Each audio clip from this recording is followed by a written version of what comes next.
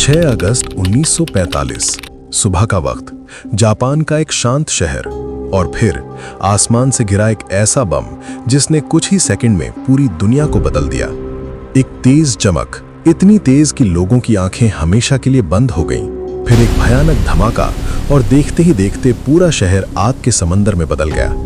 ये कोई फिल्म नहीं थी, ये हकीकत थी। Hiroshima atomic bombing. और सिर्फ 3 दिन बाद इतिहास ने खुद को दोहराया, नागासाकी एटॉमिक बॉम्बिंग। लेकिन सवाल ये है, आखिर ऐसा क्यों हुआ? क्या था वो फैसला जिसने लाखों जिंदगियां छीन ली? चलिए इस कहानी को शुरू से समझते हैं। साल 1945, दुनिया दूसरे विश्व युद्ध की आग में जल रही थी। एक तरफ थे एलाइड कंट्रीज, जिनमें अमेरिका भी शामिल था, और दूसरी तरफ थे एक्सिस पावर्स, जिनमें जापान एक मजबूत ताकत बन चुका था। जापान हार मानने को तैयार नहीं था। लड़ाई लंबी खिंच रही थी और हर दिन हजारों सैनिक मर रहे थे।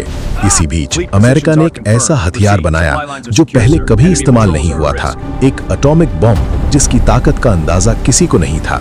6 अगस्त 1945 सुबह करीब 8:15 पर अमेरिका का एक विमान इनोला गे हिरोशिमा के ऊपर उड़ रहा था। नीचे लोग अपनी रोजमर्रा की जिंदगी में व्यस्त थे। किसी को नहीं पता था कि अगले कुछ सेकंड में सब कुछ खत्म होने वाला है।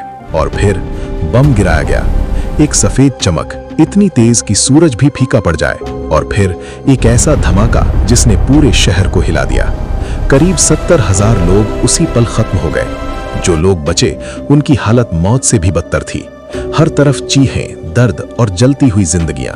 लेकिन असली खौफ अभी बाकी था, रेडिएशन। एक ऐसा जहर जो दिखता नहीं पर धीरे धीरे इंसान को अंदर से खत्म कर देता है। दिन बीतते गए और लोग अचानक बीमार पड़ने लगे, बाल झड़ने लगे, शरीर कमजोर होने लगा, और दर्द हर दिन बढ़ता गया। बच्चे, बूढ़े, कोई भी इससे नहीं बच पाया। लेकिन कहानी यहीं खत्म नहीं हुई। 9 अगस्त 1945, सिर्फ 3 दिन बाद अमेरिका ने एक और बम गिराया, इस बार नागासाकी पर। इस बार भी वही मंजर, वही चीखें, वही तबाही। करीब 40,000 लोग उसी पल मारे गए। 2 शहर कुछ ही दिनों में पूरी तरह खत्म हो चुके थे। अब जापान के पास कोई रास्ता नहीं बचा था। 15 अगस्त 1945 जापान ने सरेंडर कर दिया, और इसी के साथ दूसरा विश्व युद्ध खत्म हो गया। लेकिन क्या ये जीत सच में जीत थी? लाखों लोगों की मौत, बर्बाद शहर, और पीढ़ियों तक चलने वाला दर्द। आज भी हिरोशिमा और नागासाकी उस दर्द की कहानी कहते हैं। वो लोग जो बच गए उन्हें हिबाकुशा कहा जाता है, और आज भी वो रेडिएशन के असर से जूझ रहे हैं। ये घटना सिर्फ एक युद्ध का अंत नहीं थी, ये एक चेतावनी थी पूरी दुनिया के लिए कि अगर इंसान ने अपनी ताकत का गलत इस्तेमाल किया तो वो खुद अपनी दुनिया को खत्म कर सकता है।